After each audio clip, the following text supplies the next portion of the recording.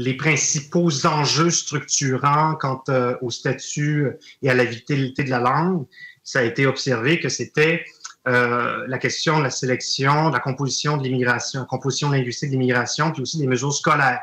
Mesures scolaires, application de la loi 111 Cégep. Vous savez, le mouvement Québec français, on s'est fait aller là-dessus depuis une décennie et demie. Au début, c'était une position qui était assez marginale. Elle est désormais appuyée, si je ne m'abuse, par une majorité de francophones au Québec, voire peut-être par une majorité de répondants, selon le dernier sondage, je crois, léger, qui a été fait à cet égard-là, comme quoi il y a une prise de conscience. En matière d'immigration, il faut que le gouvernement du Québec reprenne le contrôle.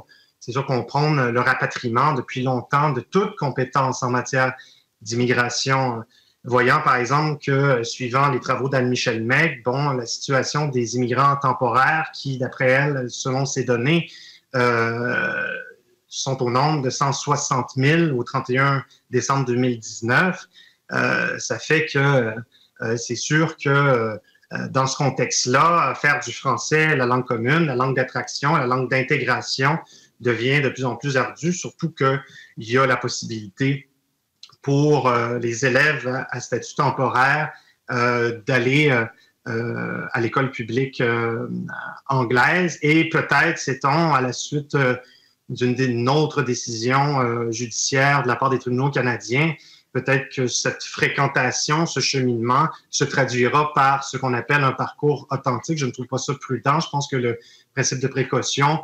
implique qu'on abandonne ces dispositions-là. Vous savez, quand on immigre ou quand on se rend dans la plupart des pays dans le monde, à ma connaissance, je réside depuis 1 an en Angleterre. Vous savez, on peut pas aller fréquenter une école publique, a fortiori, qui est pour langue une autre langue que la langue nationale.